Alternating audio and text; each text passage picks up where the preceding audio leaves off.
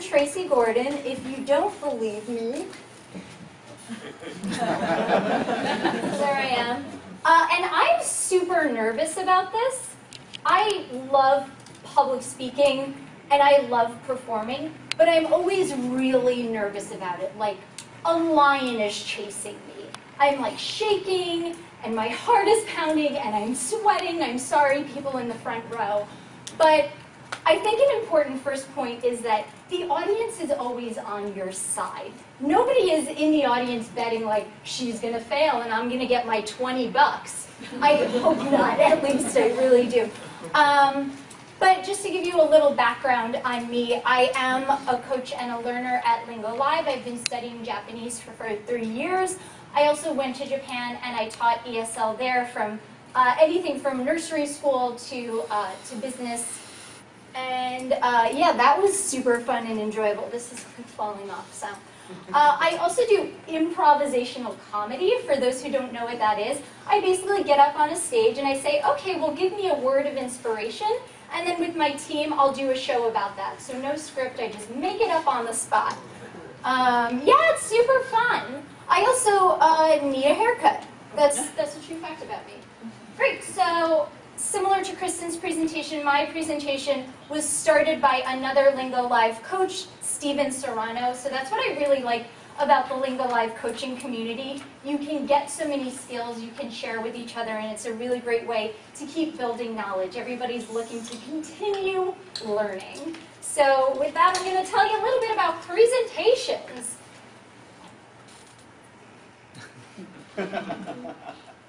Presentations! All right, how did you feel when I said that? Did you feel excited that there was a new challenge ahead? Did you feel terrified at the potential of failure? Did you feel surprised that I yelled the word presentation at you? That's fair. All of those feelings are completely fair. But sometime in your career, you will very likely have to give a presentation. So whether you like it or not, you might as well figure out how to give a good one, right?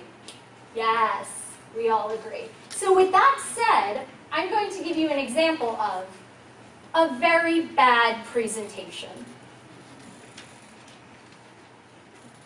Hi, my name is Tracey, and today we're going to talk about cultural barriers in the workplace. Cultural empathy is important. It gives us context for how a person operates, ultimately leading to better collaboration and productivity in the workplace. Does anybody experience cultural barriers in the workplace? Well, I see a lot of hands in the air. So cultural barriers are all about you have to learn how to compromise and be open-minded and etc. And so yeah, so if you can compromise, then you can learn about cultural barriers. Okay, thanks. Great, so can anybody tell me what you hated about that presentation? And be super honest, like rip me apart. What did you not like about that presentation? Not facing the audience. Not facing the audience, yeah, exactly. What else? You didn't even look at the hands, you already knew. Yeah, exactly. I'm like not even paying attention to what's going on. Reading the lines. Reading the line, yeah, reading it word for word, just having all of the text up there and reading it verbatim. Anyone else? You sure you're reading it from your heart, or are you just reading it for the sake of reading it? It was not coming from here. It was coming from there. That's right. Yeah, I wasn't reading it from, I wasn't really invested in what I was saying. You're not connecting to your audience. I wasn't connecting in any way. I wasn't looking at anybody. I wasn't interacting with the audience at all. Your body language is kind of incompetent.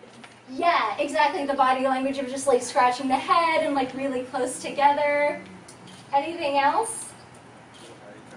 No eye contact. All right, that's enough, guys. Let's calm down. It wasn't that bad. I'm kidding. No, these are all really good examples. And so now we're going to go back and talk about why it's important to do the opposite of that. So let's take a look. So we have a couple of points here that are going to help you to build a great presentation. So the first one that you want to think about is modulation and enthusiasm. So modulation is when you're changing your voice to fit the subject of what you're talking about. So you can be really excited and wow guys, I have this new product I want to tell you about, you're going to love it. Or you can be really serious. And 50,000 people fell off of the earth. Okay? So depending on the context, depending on what you're talking about, you're going to want to change how you say it. And the other part is enthusiasm. So like we were saying before, you're not connecting with your audience, you're not speaking from the heart. If you don't care about what you're saying, then nobody else cares about what you're saying. You have to really believe it to get the audience's buy-in. So again, in the spirit of giving examples of what not to do, I'm going to show a quick little video clip. You may or may not know this character in this movie. Or does it? I don't know. In an effort to alleviate the effects of the Great Depression, passed the tariff bill, the Hawley-Smoot Tariff Act, which raised or lowered tariffs in an effort to collect more revenue from the federal government. Did it work? Anyone? Anyone know the effects? It did not work, and the United States sank deeper into the Great Depression. Today, we have a similar debate over this. Anyone know what this is, class? Anyone? Anyone? Anyone seen this before? The Laffer curve. Anyone know what this says? It says that at this point on the revenue curve, you will get exactly the same amount of revenue as at this point. This is very controversial. Does anyone know what Vice President Bush called this in 19... Awesome. Well, I wonder if she's going to pop that bubble. We'll have to keep you in suspense for that one. Great, so that's a really good example of what not to do. No one was really learning history in Ben Stein's class. That was the most boring thing I've ever seen. So that's something that you don't want to do. So he didn't have a good example of modulation, changing his voice to fit what he was talking about. He wasn't enthusiastic about the subject at all, and therefore his students were not enthusiastic either. So it's important to keep that in mind when you're giving your presentation. So the next point that we're going to go over is building an outline or a framework. So you want to have an idea of what it is that you're talking about. And even in improv comedy, we do have a structure to what we do. So it's not just, we're going on stage and we're all crazy. Wow, look at how crazy we are. Sometimes it is actually like that, but there is a structure behind it. We're going to go from A to B to C, and it makes sure that everybody is on the same page, so that way we can create something that makes sense. So let's take a look at the outline, and you guys will have the opportunity to create your own as well. Let's link it right here. So just to go over really quickly, we have our topic, what it is that you're going to be presenting on. Then you have your objective.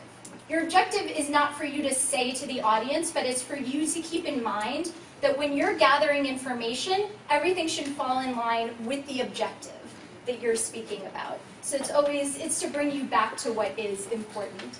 For the introduction and the conclusion, we're actually going to get into that a little bit later, and those are going to be really important. But for now, we're going to focus on the objective and the body. Thanks.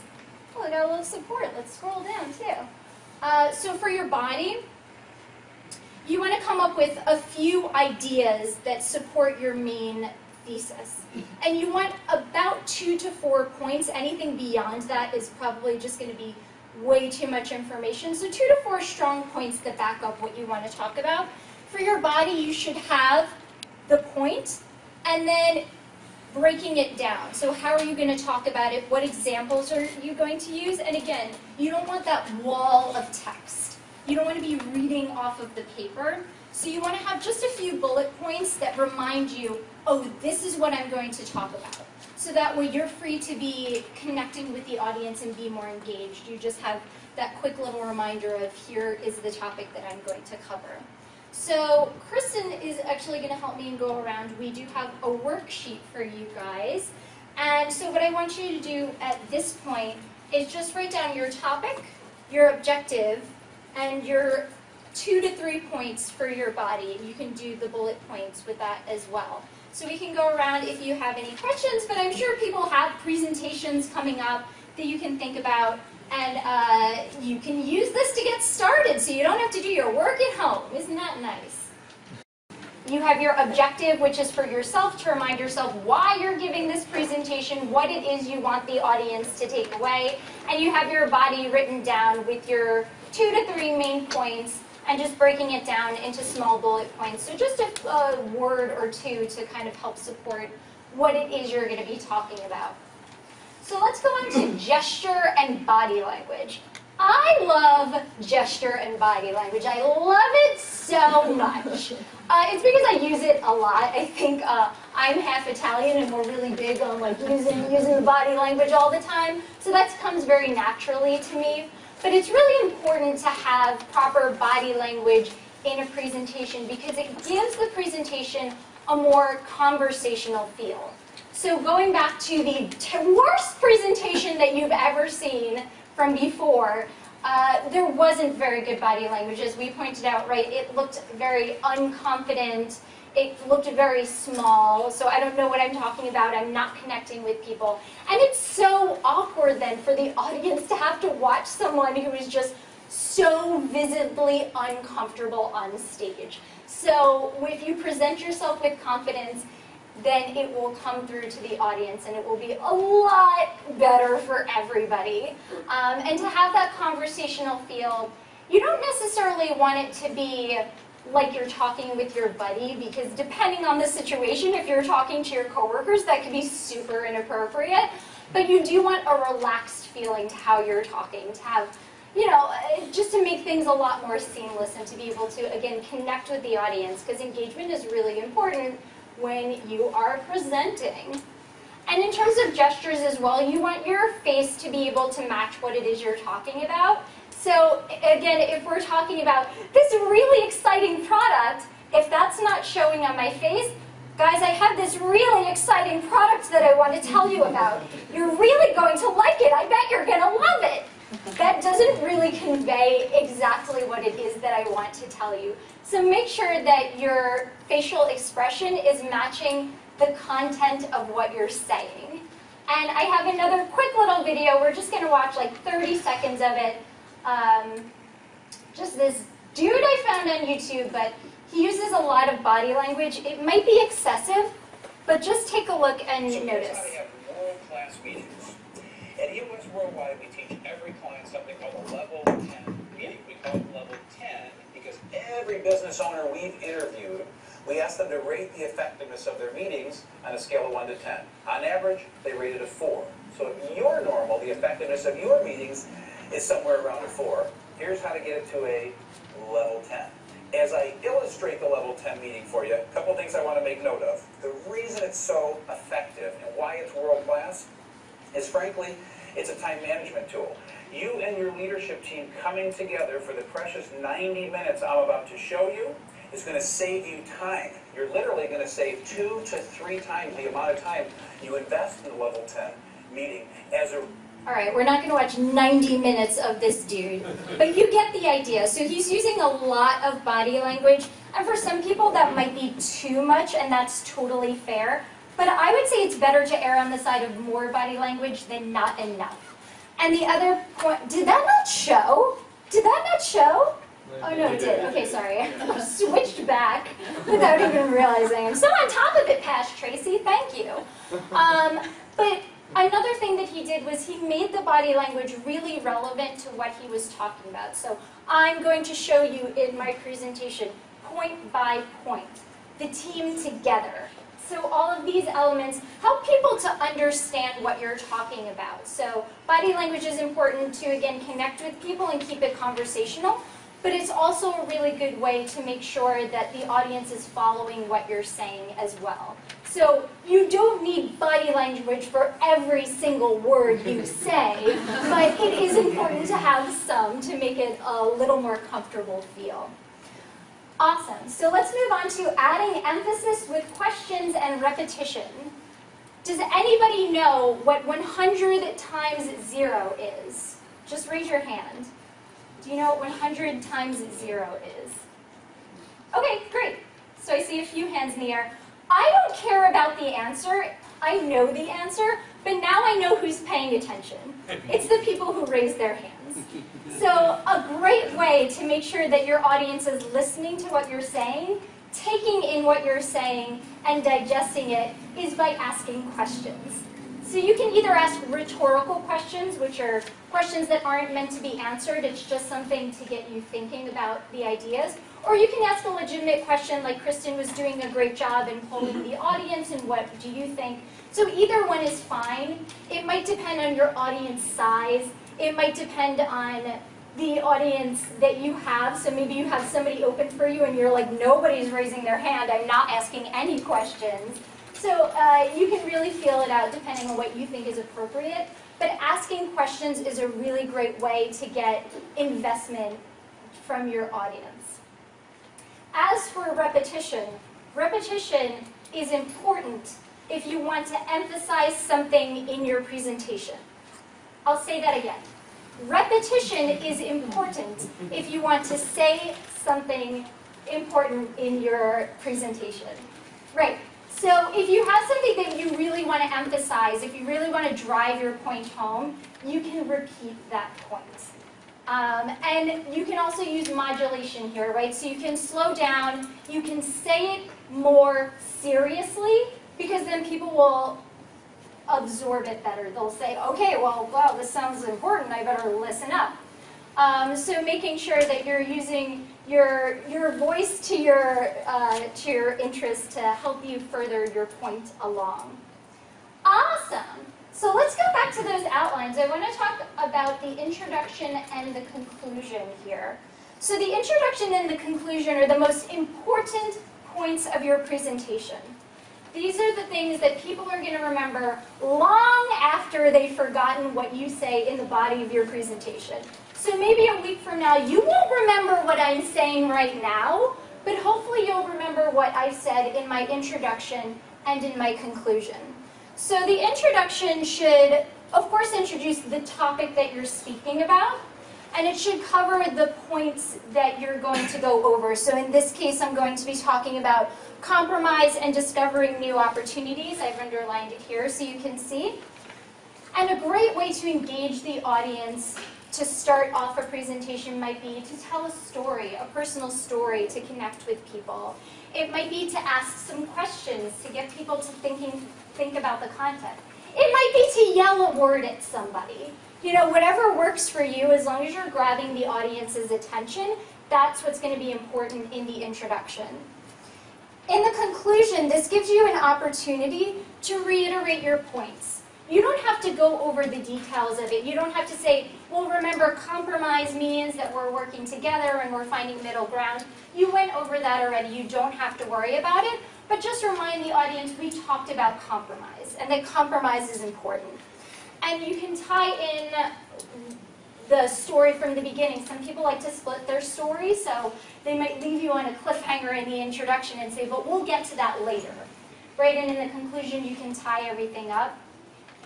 For the introduction and the conclusion, for the most part, you want to keep those in your body. You want to keep the bullet notes so that way you can connect with the audience. But because the intro and conclusion are so important, you want to get it right, and you want to end with something really strong and solid. In that case, it is okay if you don't have it memorized to look at your paper. The audience will forgive you for looking down at your paper for a second if that means that you're going to end on a really empowering and strong note, versus if we go back to my worst presentation in the world to end with something like, so, okay, well, yeah, that's it. Right? right? We don't want those word whiskers like Kristen was talking about, that It makes you sound like you have no idea what you're talking about. And I have no idea what I'm talking about, but you don't know that because I didn't say Great, so I'm going to give everybody another about 5 to 7 minutes to work on your introduction and your conclusion. And then afterwards we can see if people are feeling comfortable. Maybe we can share them at the end. But I'll just give you some time now to work on those.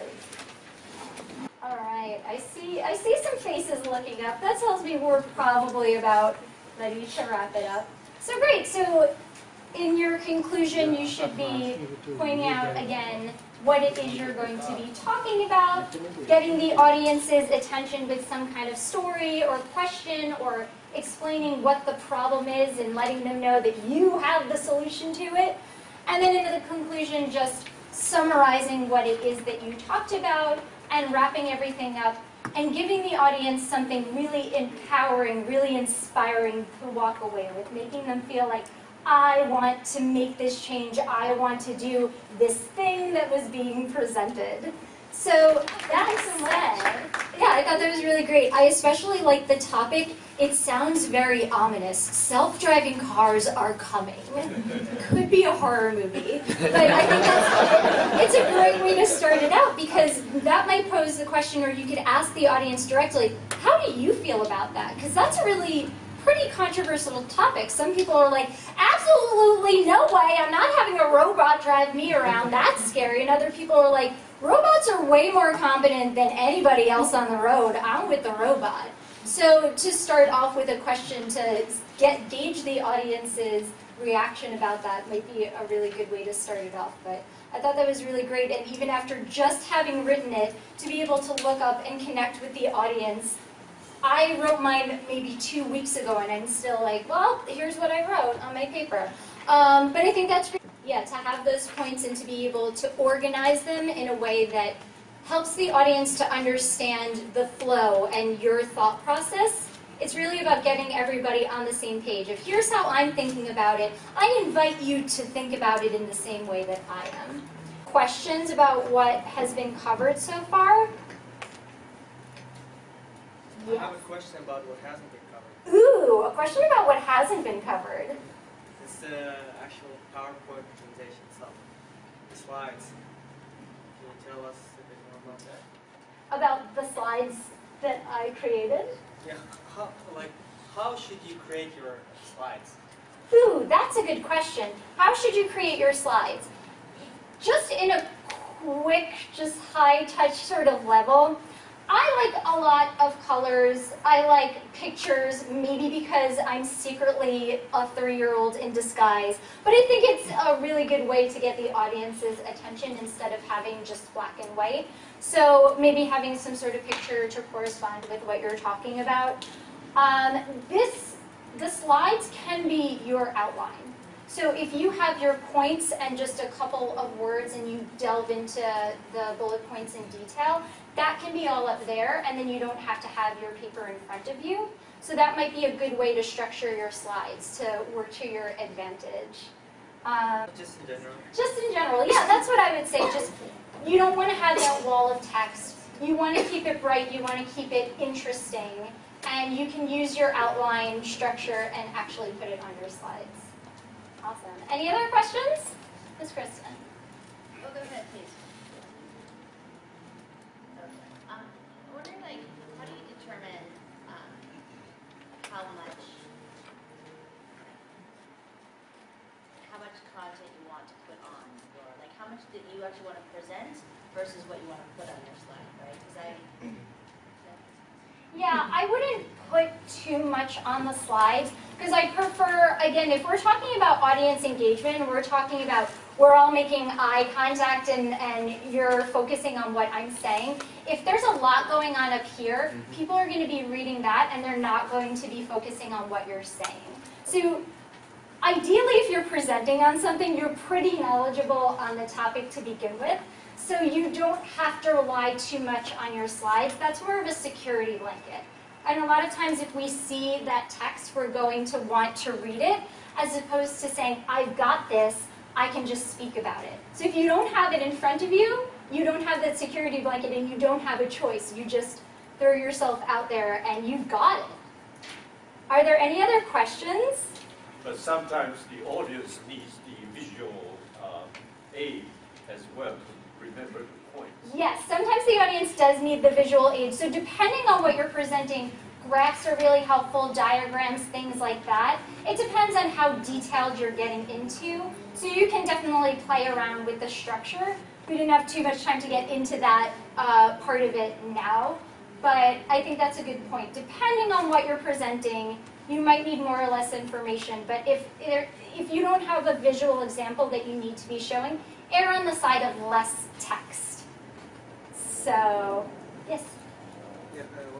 Yeah, it definitely depends on the audience, and if you have a more technical presentation, you might not use this exact outline structure, but look around and ask people because there probably is a structure that would be better suited for a technical presentation. But that aside, any of these other points are going to be super important in any presentation you give, because even if it is technical, you want to make sure that your audience is listening and paying attention and is really getting that information, so you're still going to want to use all of the other points as well. So you can, yeah, go ahead. How do you know if we have too much meaningless gestures? Too much meaningless, like, gestures? I mean, just don't do what I'm doing. I think it would be, think about how you would have a conversation with somebody. You're going to use a little bit of body language. You're not going to be like using sign language to them, but you're definitely going to have like using your hands in some aspect. And so think about it in terms of instead of presenting to a bunch of people, you're just presenting and having a conversation with one person. And what does your body language look like when you do that? Any other questions? Okay, so in the spirit of creating a solid conclusion, I've written mine down, and you're going to forgive me because it's going to be so empowering that it's okay that I've looked down at my paper. So presentations, when executed properly, can be a gateway for success in our careers. More responsibility, a promotion, an Employee of the Month gift card to Applebee's.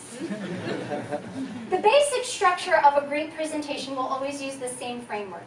Using modulation and enthusiasm, building an outline, using body language, asking questions and repeating important information, and creating a strong introduction and conclusion.